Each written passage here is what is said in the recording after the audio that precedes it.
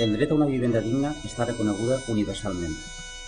Tots els ciutadans tenen dret a esperar que els seus governs es preocupen de les seues necessitats en matèria de vivenda i que accepten l'obligació fonamental de protegir i millorar les cases i els barris en lloc de perjudicar-los o destruir-los. Nacions Unides.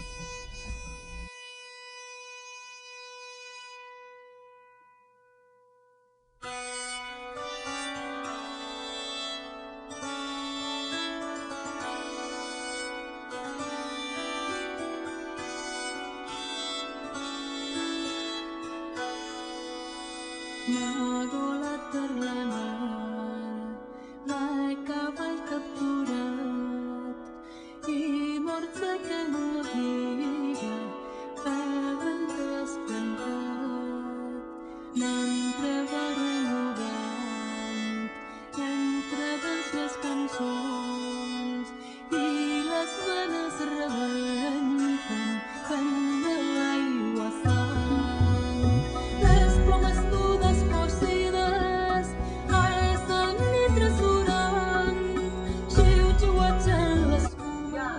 en maig farem 9 anys fent guàrdies. I ja n'hi ha hagut anys que han fet guàrdies permanents de 24 hores perquè els Iberdrola han vingut allà a les 12, la 1 o les 2 o les 3 de la matinada a fer connexions i tal, com ficar-nos, punxar-nos els telèfons, no podem parlar per telèfon certes coses, perquè estan punxats.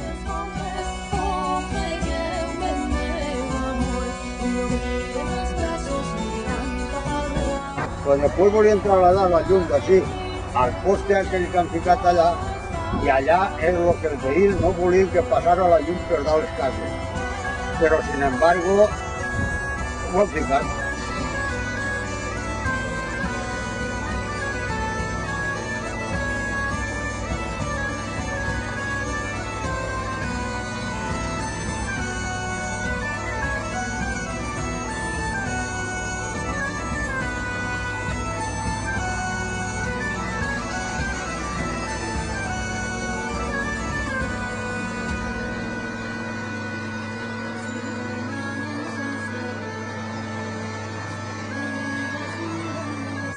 I això és el que n'hi ha. I tots els dies ve la policia, mos identifica, tal qual, de vez en quan ve algun que altre un poc brutet, com el dijous, que jo no havia agarrat el DNI i me diria que me s'emportava al quartel, me s'emportava a la comissaria.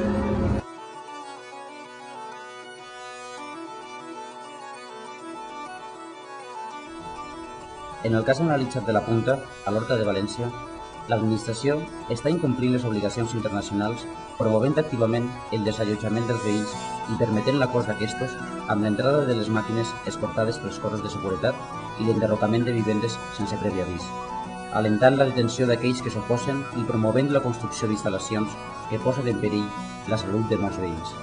L'element de coacció i força és evident i el desallotjament és un acte planejat i anunciat pels poders públics.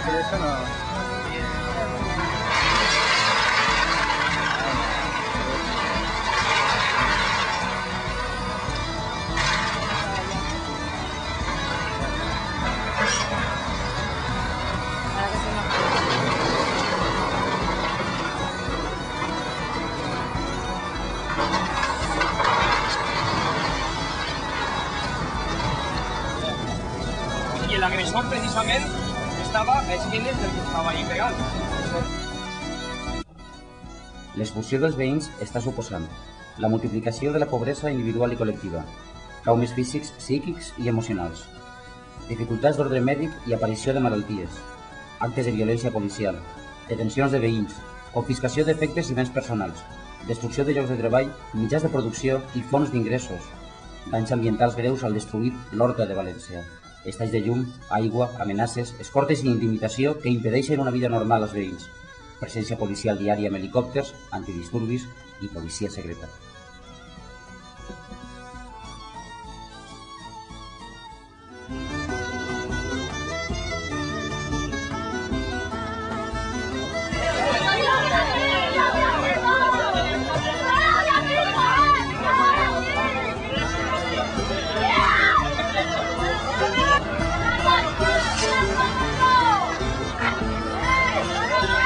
¡Torturador, hijo de puta!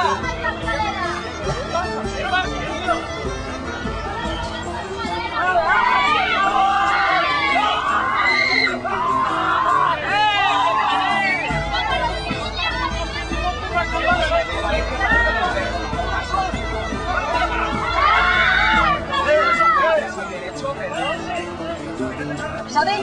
Que estén matando a la gente, que le estén pegando, me parece que es mucho más importante que cualquier otro tipo de reunión.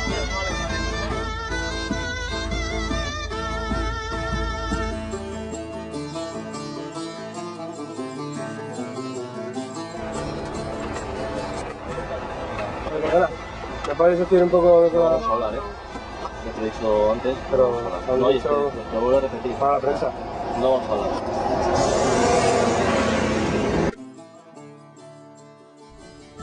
En conclusió, els casos de desallotjament forçós són incompatibles amb el requisit del Pacte Internacional de Drets Econòmics, Socials i Culturals i només es poden justificar en les circumstàncies més excepcionals i amb conformitat amb els principis del dret internacional. El més important és l'amplitud del trasllat, la forma en què es procedeix i el fet en què es consulte o no als afectats. També la inobservància dels drets dels desallotjats i l'absència de tot intent de trobar solucions que redueixin al mínim l'amplitud del trasllat i els trastorns per a les persones afectades.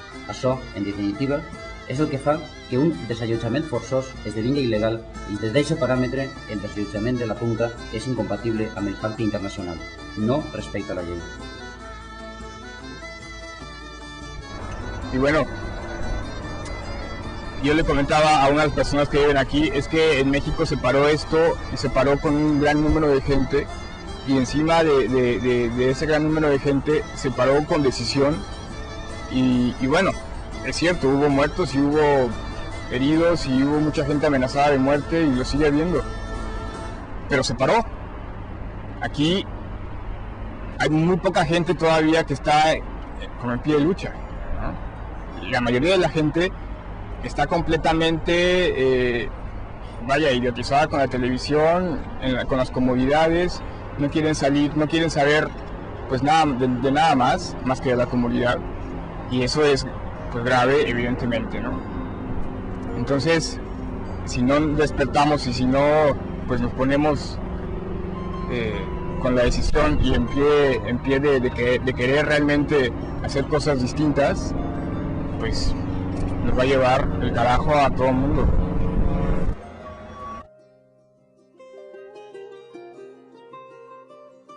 Claro. Mira, lo que pasa en Chiapas es muy claro. Lo que piden los indígenas, los compañeros indígenas de Chiapas, es que se les deje en paz. Nada más. Es lo mismo que piden aquí. Que se les deje en paz y que les permitan seguir trabajando la tierra y seguir viviendo como ellos han vivido de años y de generación tras generación. Entonces, es exactamente lo mismo, ¿no? Y lo que piden es autonomía.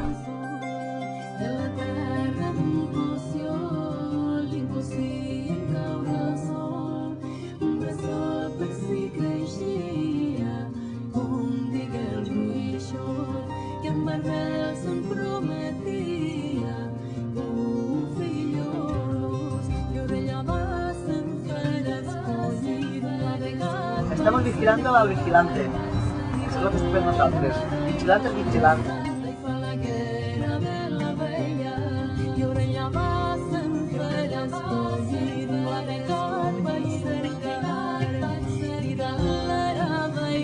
with friendly fire, get a bit